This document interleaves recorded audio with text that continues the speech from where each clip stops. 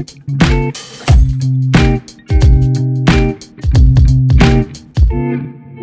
threats evolve in real time, and in order for us to stay ahead, we need to constantly be sharpening our skills. Today, we'll be diving into some of the different ways to upskill, reskill, as well as breach the cyber skills gap in order to safeguard our digital future. I'm Anita John, and welcome back to the InCyber Podcast. I'm joined by Callum and Warren. So, in terms of upskilling and reskilling, this is something we're constantly doing. I mean, as young as we are, being in cyber, we're all studying as well. I'm sure we all have restless nights. I Definitely. mean, Warren, you're someone that's always posting on LinkedIn, always doing a new box, doing a new lab. So why is there a need to continuously grow, continuously upskill yourself in cybersecurity? I mean, technology is always evolving, right? The way we used to develop code 20 years ago is not the same way as we did 30 years ago, 40. So that constant development needs to be matched with constant learning. So we stay up to date with the trends and the technologies. So it's very important because cybersecurity is built on top of the technology layer. Like, we protect digital assets, we protect software. So we need to understand the software and how to secure it. So that's why it's important to do labs, challenges, CTFs, because you're constantly learning through those types of things.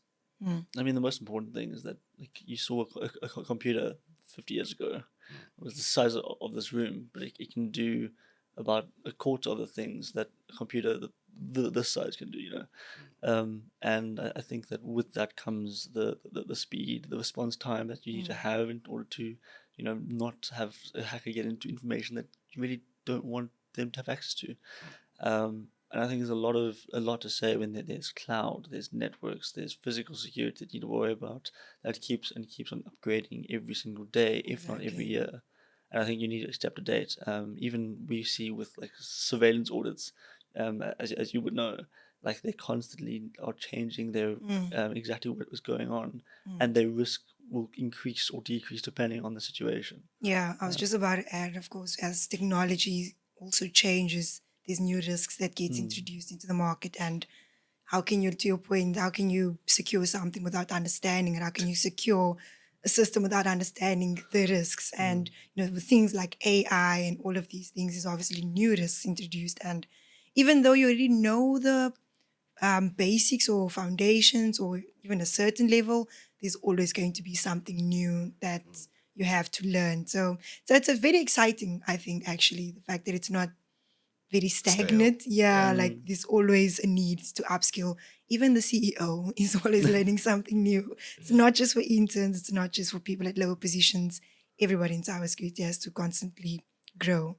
It's not a one size fits all. Yeah. Just because you have one certification and someone else doesn't mean you do the same thing. Exactly. You could just be using it to, you know, help your knowledge in a different direction. The people that we know with tons of certifications, but, you know, they may be only doing a small certain task, or, you know, it depends on what you want to know. You can have all these certs, but you don't have the credibility or the years of experience to you know, prove it. So you almost need to make sure that not only are you getting the certifications, you're getting the experience and, you know, experimenting. And I know, like, what you do, you're constantly doing, like, boxes and all that to make sure that you're enforcing the knowledge that you're learning. I like that, the reinforcement. That's especially when you're learning how to pen test. You need to reinforce the concepts, because you can read them, but reading doesn't mean practical experience. So it's very important to do weekly labs. Pen test is always finding a vulnerability in all the many softwares that exist. So it's important to do labs that teach you those techniques that they are releasing weekly or finding weekly. So it becomes very important that your constant learning goes from monthly or quarterly to, like, weekly, because attackers are not slowing down. Exactly. They're moving fast. Exactly. On the defensive side, same thing. Constantly need to learn, constantly need to update what we're doing and how we're doing it. Because in the defensive side of things, threat actors don't use the same types of attack techniques. Yes. They constantly evolve. So you also need to match up to their speed. It's a very good point. I was going to say exactly that. Obviously, attackers are also upskilling themselves, because the more we have, you know, secure defenses in place, the more we upskill our defenses. Of course, they're going to try out different ways as well to get in. So yes, we have to it's like a race, and we have Yeah. to constantly try to win that race. So definitely agree. Yeah. Can I just mention the way they actually upskill? They use the same type of material that we use in the ethical side of things. So there's this very popular certification called Certified Red Team Operator, and the course material is available on like hacking forums on the dark web and things like that. So they actually use the same things we use to learn how to do what they do. So Which makes it's quite sense because they have to Yeah. understand, how what we're gonna use to protect the systems. I mean, on like a very lower level in terms of understanding that. That's why you need to make sure that your Windows is up to date. If you're on Windows or Mac, if your Mac's up to date, your phone's up to date. So a lot of them are common vulnerabilities or exposures that have come out. But a lot of people in the world don't see exactly what these exposures are. Just making sure that you constantly keep up to date with things. And there's an element there of trust and trust in the Windows or the people at Microsoft, as well as the people at Apple, making sure that what they're doing is actually going to be helping you to stay more secure. There are a lot of conspiracies about, the fact that Apple may not be slowing a phone down because but there are actually more vulnerabilities coming out. They're just trying to protect you more, and trying to protect you more actually causes the phone to slow down because that's just what it is. That's the amount that they're trying to put in place. So that's a good point. Yeah, very good point. So we mentioned the two words upskill and reskill. Let's actually define that. What's the difference between upskilling and reskilling to those that don't know? So upskilling is going from a junior to an intermediate to a senior and getting the skills required to gain more knowledge or more skills in that kind of department. Whereas reskilling is instead of staying in the same role is, as you mentioned earlier, it's going from a pen tester to a working in GRC and now learning a different kind of skill so that you can make sure that you almost becoming a jack of all trades, but also just trying to expand so that you know more, getting different certifications, getting experience in those certifications. Yeah. That's the beauty of cybersecurity because there's so many domains. It makes reskilling like a perfect thing for companies to do. Yeah. Because you already have a security team. If you can get a pen tester to do an audit, they offer like a competitive advantage versus someone that's just done audits their whole life. So that's why reskilling is important in that sense. And like you said, with upskilling, personally, I am trying to do a certification, which is an intermediate level hacking certification. It's called the OSCP. And exactly that. It's taking me from a junior pen tester to like an intermediate pen tester. And then from there, there's so many other certs I still have to do to get to like an advanced expert level. So exactly that. It's those two things, upskilling and reskilling, definitely important, especially in our industry. And Exactly. when you were talking about the OSCB the other day, you were mentioning how it's almost about luck in terms of what you find, because you can have all the skills and you can have the experience, but that's why you need to keep up to date because there could be new things that are coming out that helps you do something quicker. So therefore, you find a CVE or something that you then recognize, and you can then get into that and report on it. Whereas I think that a lot of people think that just because you have the cert and the experience, you guaranteed to get it. You need to keep up to date. 100%. So I'm surprised you say it's intermediate. I thought it was very advanced. It's the last step before advanced. So it's not basic at all. I wouldn't recommend someone who wants to become a pen tester to go straight for that certification. There's like at least 3 good certs you can do before you get there. So it's not simple concepts, but let me explain it to you actually. So in the OSCP, they teach you enumeration, they teach you basic exploits when it comes to web applications and the network, so like your Active Directory. And then in the advanced level, they teach you things like how to develop malware. So malware development, how to evade antiviruses. So think of it like this. In the intermediate, there's no tools fighting against you. But then when you get to the expert level, it's almost like in a normal organization, they have antivirus, they have firewalls, they have a SIM, they have alerting, they have all of these fancy tools. So we need to learn how to evade those things, and you only do that at the advanced level. In the beginning, you sort of like going against something with no protection, basically. or like a low level of protection. 'Cause it's really cool. I was looking through some report that you sent me a while back, and it's MTTR. The mean time to respond. It's very, very cool. You start learning those kind of things. And before I read that report you sent me, I had no idea what what mean time to respond is. And then it made sense when you're looking at how quickly do you respond to incident or I think. Sorry, that's cool to emphasize because we are all in cybersecurity, Yeah. same company, but we kind of do different things. Yeah. So it emphasizes the whole difference in domains. Like, Yeah. that's how fast I was actually going to add on also as consultants, like we constantly reskilling on a day to day. We're not just doing one thing. We also have to understand how every other areas work in order, because a client can come and want to audit, maybe they want to pen test, and you kind of just have to have all of these skills on hand, which is quite cool because you become like, a jack of all trades kind of thing. Yeah. And that's what they're looking for at the senior level. Exactly. Like you're expected to contribute in every domain. Yeah. Add value. Add value, Add exactly. value everywhere, Every yeah. meeting, if you're having a meeting with a marketing, finance, HR, you need to contribute. So exactly that, you always need to upskill. And I think that's why in a remote company it's even more difficult to share knowledge. Like when you're in person and you're able to just have a chat over the water cooler about something that some incident that you were involved in or whatever.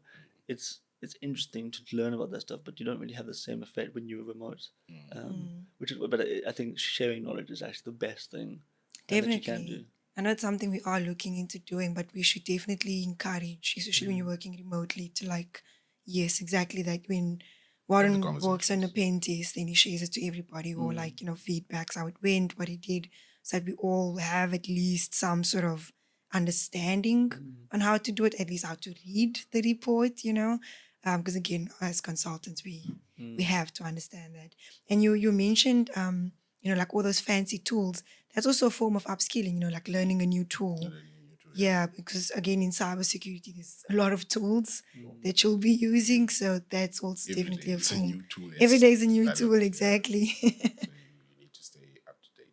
Yeah. Is there a point where the tools become too many and there's too many tools and you just need to go back to the basics? Definitely. So you get like a standard set of tools that you always need, like your in-map to do your network scan to see what IP addresses you see, what ports you see. So those standard ones remain, but then people, what they're doing is like they're rewriting those programs in different languages. So there's a tool called Rascan. It's written in Go. Yeah, it's written in Go, and it's faster, but it's kind of built on in-map. So the output is actually still in-map. So you get that kind of thing where they just improve the standard tools that you always need, but definitely they're always building new tools, and you can't use 10 different tools to do the same thing. You kind of have to like make up your own methodology and stick to it. Well, cool. So then, moving on. So in Callum, you actually kind of started this conversation in terms of how an organization can go about identifying the cyber skills gap and, addressing that. So you mentioned sharing knowledge, which is it's a very good point, because again, that will then allow other people to also learn and reskill. Other than that, how else would you say an organization can go about first identifying the gap and then addressing it? So the perfect tool for that is a gap analysis. You need to make sure that you're doing you're looking at your whole security posture. Gap analysis on skills specifically? Yes. Or? Yes. Specifically on skills to see where you're kind of lacking, if that makes sense. So when we talk about security and we talk about a gap analysis, that's more on the security posture of the whole organization. But when we're referring to skills, you need to make sure that if someone's going to conduct a pen test, they have the required skills. Because I think there was a case at some point where a pen test has to be done, but on paper versus actual experience that someone may have could differ. I'm not sure if that's something that you've experienced. And that's the case, is that someone is amazing at what they're doing, but then pass the exam to prove it. Exactly. And I mean, like for me, I for the first 9 or 10 months of working at the current company that I'm at, I didn't have on paper that I was an implementer of ISO 27001, but I had the skills to. So it's almost like you don't become credible until you get that, But to go back to in terms of how a company would, find that that gap per se, I would say that they just need to find the service offerings that they do offer, see what exactly they have in terms of their employees and what skills their employees have and their certifications, and then where you see that you can either make more money out of the fact that you can offer a different service or dive deeper into a service and get more of your employee skill in certain areas. That's where I would say is the most important part. But then, going from the company to the personal kind of side of things, where do you kind of see you lack skills in? What are your interests? What are you interested in? If you feel that pen testing Exactly. could actually be quite cool, go inside. If you feel that maybe too ahead of you, maybe do like a very basic cert, like a certified in cybersecurity. Like I don't have that certified in cybersecurity, so I'm thinking maybe I should just do it as a baseline. But how much experience makes up for the amount of if you need that kind of a cert at the end of the day. So I just read this morning actually a comment from someone saying, as a beginner, you shouldn't just chase certifications. You shouldn't have more than 3 certs, he said. And I actually kind of agree with that, because certs doesn't mean experience, like you're saying. It's better to get the experience and then validate it with the certification. And you find that in security, most of the certs require you to have a certain amount of experience for them to actually say, okay, you're certified in that thing. So Because you can just memorize some of these things and pass easy to it. pass an Yeah. exam, but it's difficult to like think on the spot Yes, during an exactly. incident, So exactly that. I would say that they shouldn't just focus on the certifications. Chase the experience first, then back it up with the certification. I mean, that kind of backs my story of how I got into cybersecurity. I was like, yes, I want to study a degree. That'd be great. But now you always see when you leave uni, you've now applying for a job. And the job says you require 5 years of experience in coding or in programming or whatever it may be. So now I'm going, well, I need both. I need what's on paper, and I need the experience. So how can I find that? And going, and as we said in episode 1, going through that, like all of our different processes, we kind of learned that you need to back up what you have on paper by the experience that you get. And in some cases it's being lucky, other cases just putting yourself out there and getting that. So kind of like, it's not gonna just come to you. I mean, even with all of us, we made a lot of mistakes when we first came in. It's just like math, you don't just get it. You have to practice, make mistakes, fail, and that's how you learn. So same thing, yeah. And you raised a very good point in terms of like, how do you identify the cyber skills gap personally? And exactly that, the first step is know what you want. You can't identify the gap if you don't know where the gap is coming from exactly. So yes, do the research about cybersecurity, explore the different domains, and try and practice also in the different domains. Fail at it and see which one you like failing in, basically, and then upskill in that specific one. So yes, it's not easy. It's not something that's you're just gonna be like, oh, I like paint testing and I'm just so natural at it. I mean, Warren is really, really good at paint testing, but I mean, it's you're still learning, you're still like struggling in certain areas. So it's a definite like consistency, practice consistently in order to bridge that gap. I've seen a lot of things on social media of people going, cybersecurity is hard, and it's very scary for someone who isn't in cybersecurity to go, oh, I don't think I'm gonna try that now because it's hard. But the realistic aspect of any job is it's hard, and it's going to be hard. Life is hard in general. Life is hard. I mean, come on, So at the end of the day, yes, it's not easy, but you need to put in that work. You need to put in the effort. You need to go head down. This is what I want to achieve. But you can't just get there. You need to, at the small steps. And I think that's where the certification starts. Is you start with the basic. You may think that you're way above it, but you can't just jump. You can't just say, well, I basically have the OCP, therefore I've got it. You need to, And you'd be surprised how many 18-year-olds have the OCP.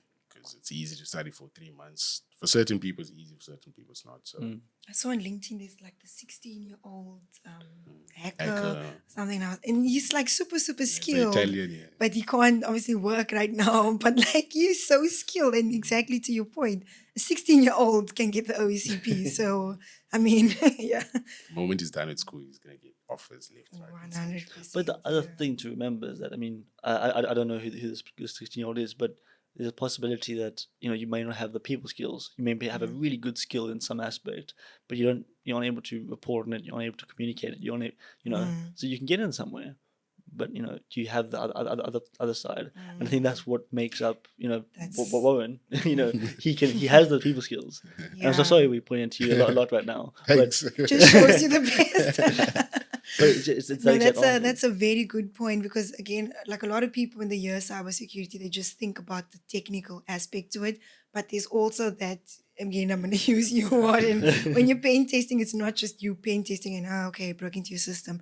You have to take all of that and write a report that someone who doesn't understand this has to, would be able to understand. So yes, you do need to have a bit of both so that you can explain it in layman's terms, like explaining to a 5-year-old or something, but at the same time also obviously do the job. So yes, that's also a skill gap. You know, that's also a cyber skill gap that I think a lot of people do lack in cybersecurity. It's just the translation from technical to business terms, you know. And also something about this industry is like when you enter as a junior, already you're reporting to senior management.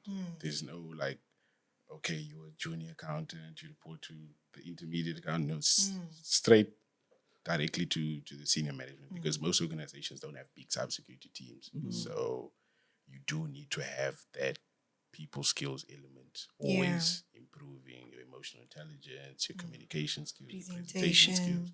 It's not something that and I always laugh at people who come from high school and say, I'm good at presenting, or I'm good at talking. It's like, no one's born with it. Presenting orals and presenting a pen test report is two different. different things. So you always need to put in the work in that area. Yeah. And you don't realize, but how humble a lot of people in the industry are.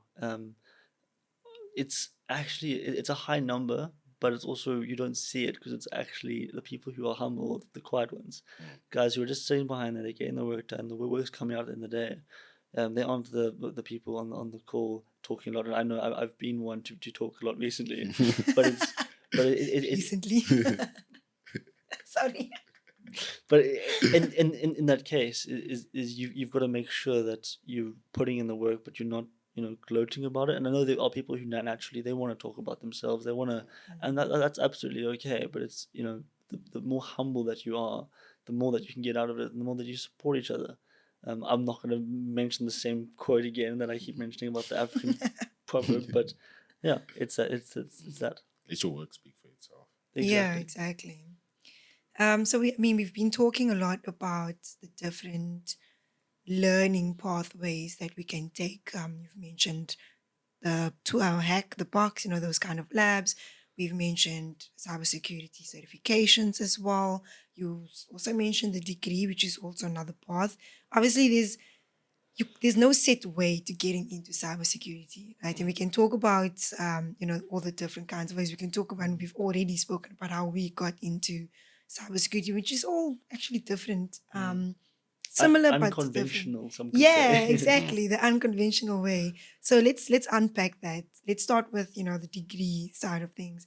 What would you guys think? And I'd actually like to hear your opinions. Do you think, is that the best way to get into cybersecurity? First get a degree, then get the job? Do you prefer the other route? What are your I thoughts think on that?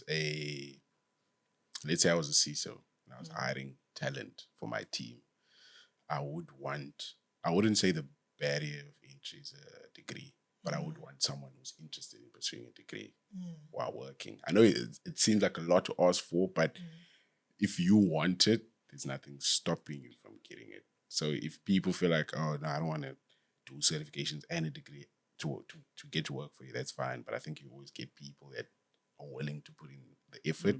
So I would want that, because a degree it helps that person get further in their career. You're not doing it for me as a hiring manager or someone as your boss. You're doing it for yourself, because in reality, you need a degree to climb the corporate ladder. Yes. I think, we can say you don't need it. Personally, from what I've seen, I think you need it. Yeah. So I would say you need it. I think I agree with you. I think the bigger picture is you got to understand what does that degree stand for, and it isn't the fact that you've got a BCom or you've got a BSc or you've got whatever it may be. It's that you've committed to something for a certain amount of time and you've achieved it and you've completed that. And a hiring manager sees that and goes, they've taken a 3-year degree, they've done well, they may have failed on the way, but they've completed and they've got it. And I think that shows that that's the one aspect. I think specific in degrees, it doesn't really make a huge difference. Something that maybe if you're interested in computer science or if you're interested in maths, do what you want to do to learn. It allows you the opportunity to learn how to research, allows you the opportunity to learn how to interact with Think people. critically. And yeah, exactly. And think critically. I think that's also very important to expand your knowledge in a school kind of environment versus in a workplace where there is not a lot of time for that.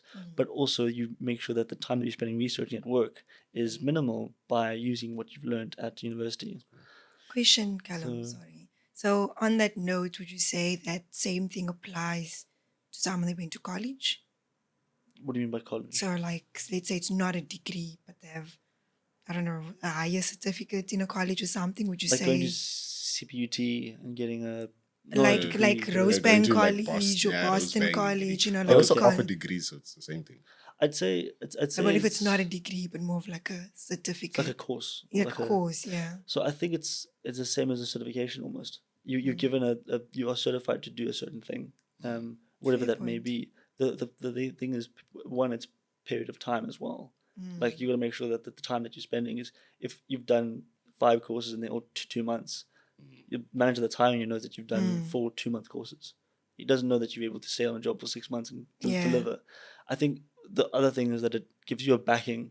So yes, you may be in a job right now that is funding you for what you're doing, but as soon as you lose that job, yes, you've got the experience, but now what like degrees or certifications do you have that now back up what you've done? And I think having that 3-year degree or 4-year degree or however long your degree may be, you've got that commitment that you've had. And that's why a lot of people who get hired at companies and are there for 4 months, and then a different company for 4 months, and then someone else for 4 months. Yeah. I'd No, also be a good bit like, point. what happened? I like your points of like what going through a degree teaches you, besides just like what the course work is, like how to work with people, how to research, how to think critically. All of those things, I think we sort of get hints of it throughout high school.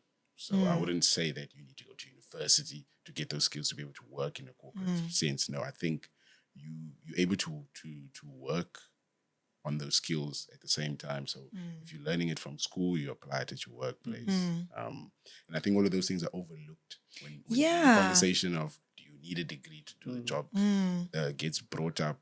No, you don't need a degree to get a job. No, you don't need a degree to stop an attack or respond to an attack. No, I'm not saying that, but there are a lot of advantages to getting a degree that will help you get further, not help your boss or whoever's hiring you. Exactly. I wish the way school was presented to us was different, because they didn't really teach us how to go to school, basically, in a sense that, you know, all we knew was go to school, you have your subject, the next subject, exam, pass, that's all. Whereas only now, when we're in the real world, we start to realize, oh, actually, this is why they taught. They never taught us the why behind everything they taught us, really.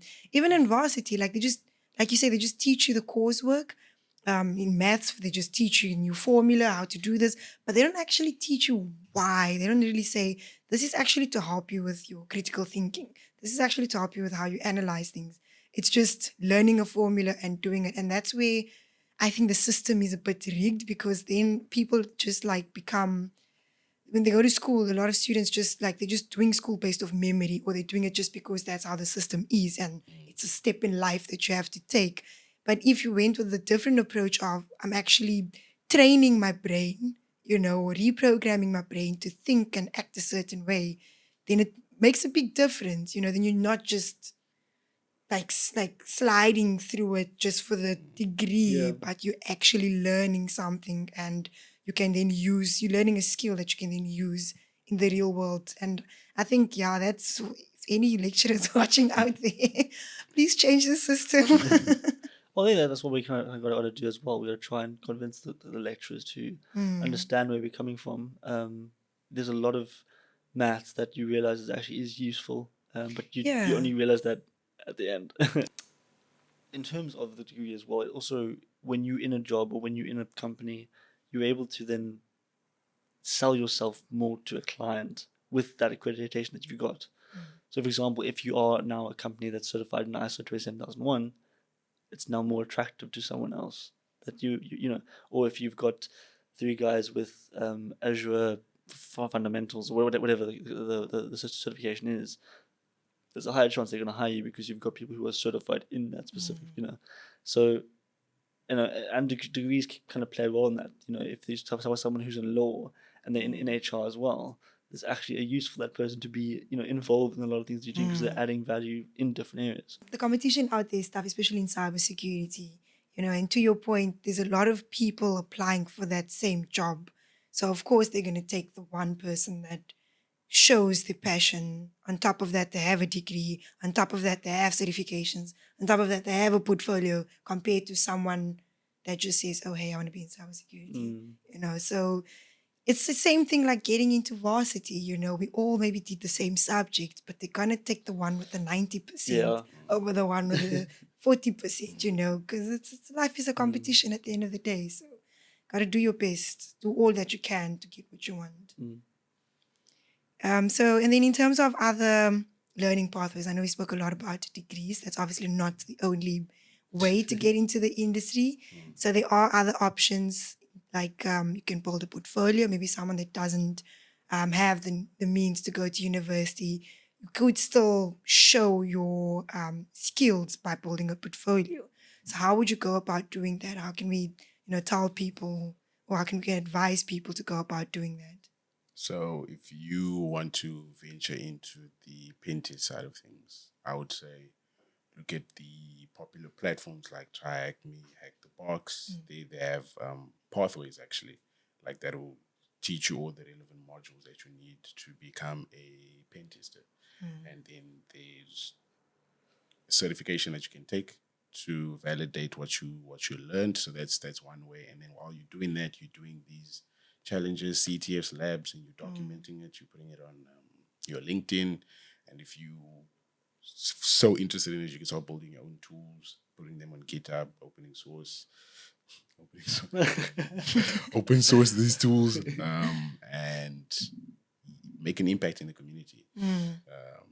Like an open source, like contribute to open source projects, from a security perspective, and just shout it to the world what you're doing, what you're learning. I think that's the best way to sort of get started.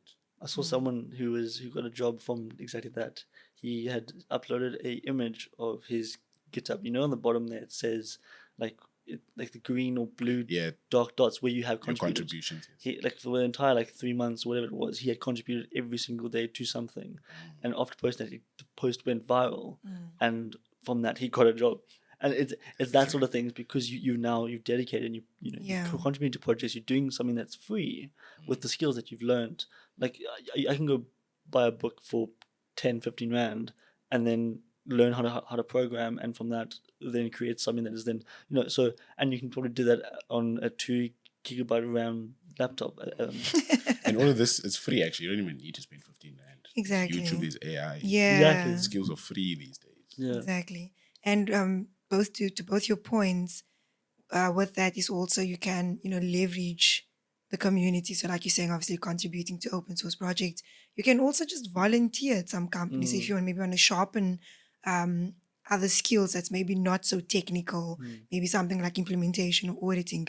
You could try and see if you can maybe shadow, at a company, maybe not obviously do the work within reason, of course, but you can shadow, and if you really prove yourself, you can then potentially start assisting, but for free, so that you can, enhance your skills. And then from there, if you really impress the company, you can then maybe get a job. So definitely there's a lot of, especially in cybersecurity, there's a lot of people that's willing to help. There's a lot of people that's willing to mentor other people. There's open source projects. There's all of these ways, all of these resources put in front of us to bring people into the industry. So no one can really say, oh, I can't get into cybersecurity because I don't know how, or there's no resources. It's like out there, it's readily So, available. Something that I've come across recently is I have friends who are trying to get in the industry, but these friends didn't do pure maths, didn't really like pass their degrees. They don't have like a bachelor's in their matric.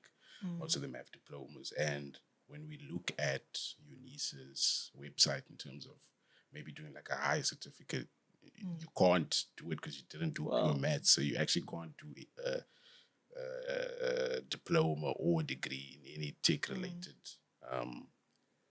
program. So that's where these things that we're talking about comes in. Because now you can go in this hack the box. There is no barrier of entry. They don't care whether you do maths, little pure maths. They just want your time and dedication and focus. And if you put in the work, you will get results. Definitely. You don't need a degree. I know I said I would preferably hire someone with a degree, but in reality, you don't need a degree. There's so many people in cyber It's preference. It's preference. It's not. It's like a nice to have. But not saying that it's just a nice to have, but it's something that will help you, put you a step further. So if you can do it, if you can't, it's not a problem. Yeah. I don't have a degree or so. I think we all don't have degrees. Not yet.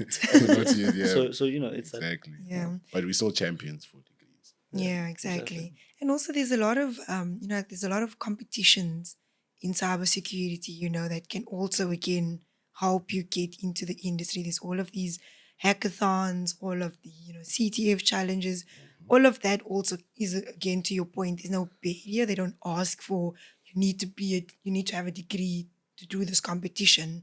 Maybe you need to be a certain age or something. It's mainly for students, but yes, there is no sort of like hard requirements. You can, if you really want to do it, you just enter the competition and you get the opportunity to learn, you get the opportunity to network with a lot of people in the industry. I mean, we got in here from a competition. So there's that kinds of opportunities as well. And it's just a matter of putting yourself out there and taking it as it comes.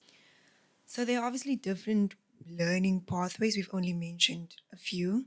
And again, just like all our other episodes, this is definitely a developing topic. There's a lot more that we can say.